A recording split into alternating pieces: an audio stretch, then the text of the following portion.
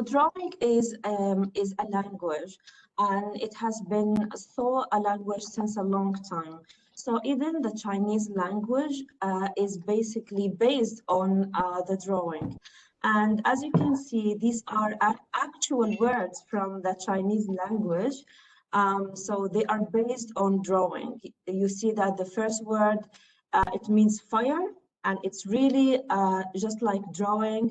The second word is a tree, the third one is a moon, and so on. So drawing is very, very important, and it has been reported in literature long time ago. If we compare drawing to words, drawing is something that all students can master it.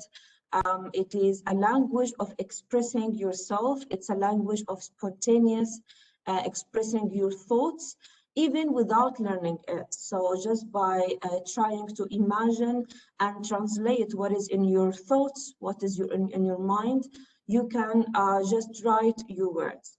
However, words sometimes, especially if we are second language learners, sometimes some students, we see them struggling with finding suitable words when in a writing activity, for example.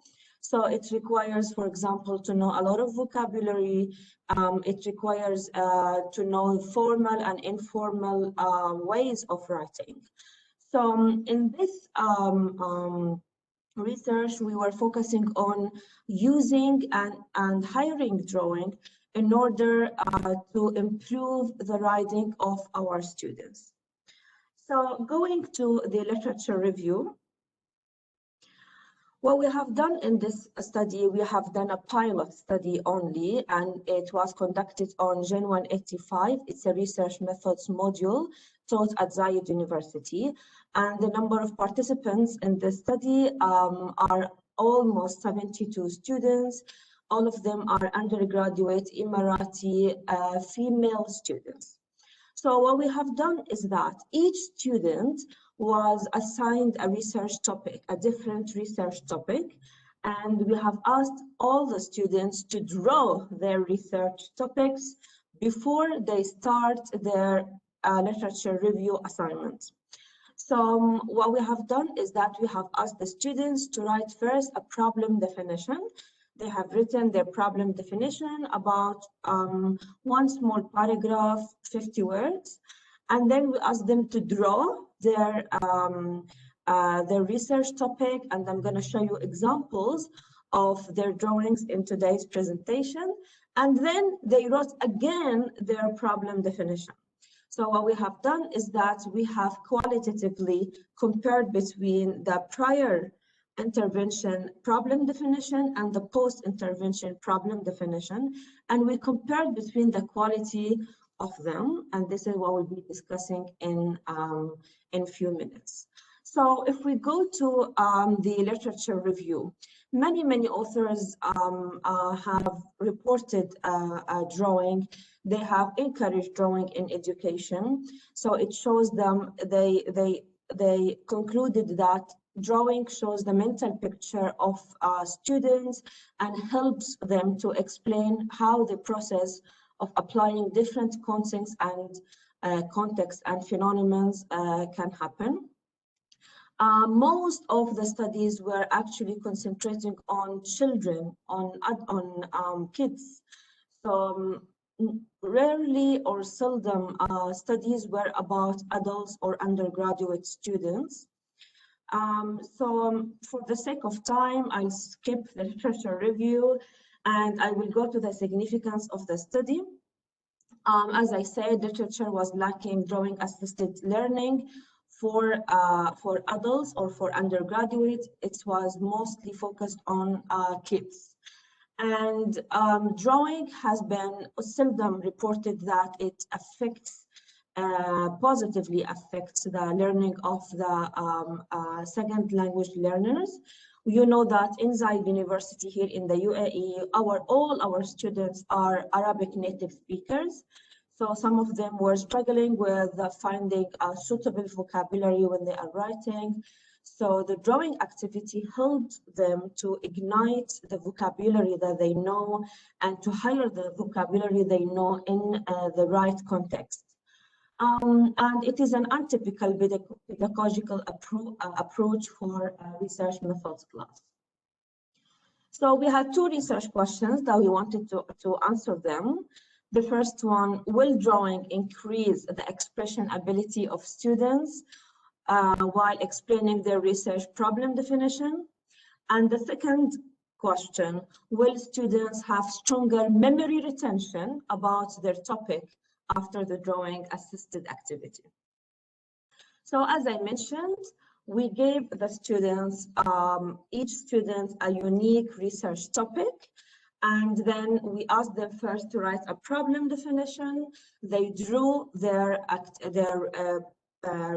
topic, and then they again wrote their problem definition, and then we compared between both the problem definitions before the activity and after the activity.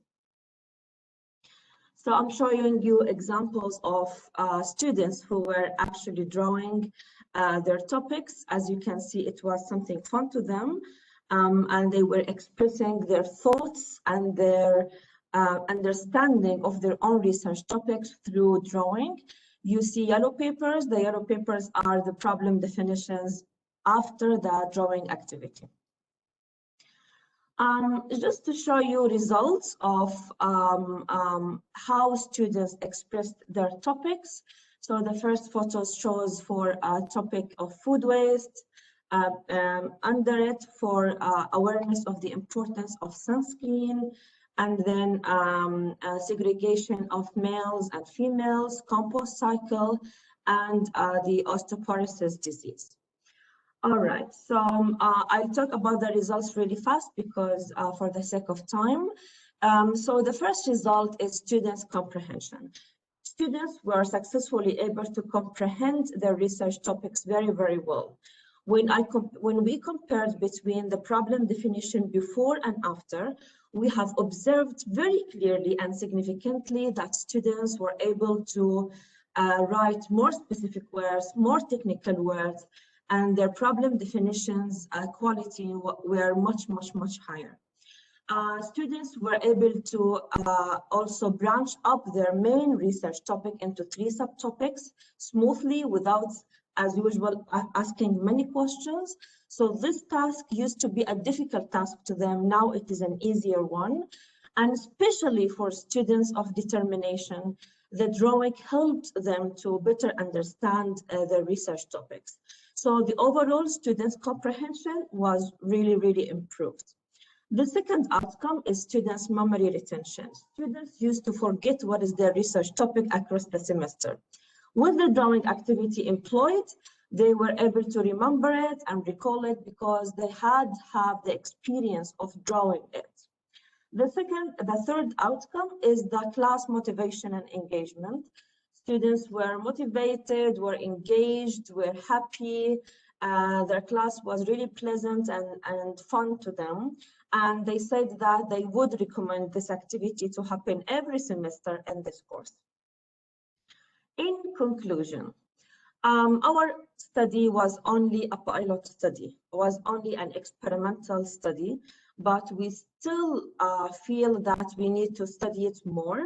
The only thing is that we are studying how can we measure quantitatively the improvement of students' comprehension, memory retention, engagement, and motivation. So we thought that maybe we can come up with a rubric in order to compare between the before and after problem definition. So this is our next step. And the second thing is that we have moved to the distance learning environment now. So we cannot have the students to draw. However, there are many, many applications like the one that we are using is Miro.com. Students can digitally draw their research topics.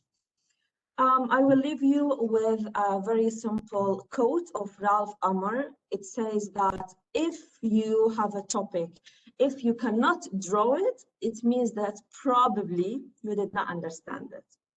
Thank you for listening, and we wish to meet you again in another conference, and we share you more details about our in-depth study. I've left you with our email addresses in case you like our presentation and you like to communicate with us. Thank you very much. Thank you so much, Lama and Rima. It's a very interesting approach indeed. As I can see, others are agreeing with me in the chat box. And definitely, if you have any questions or you would like to elaborate more about this topic, please write this in the chat box and we will get back to this after all presentations are done.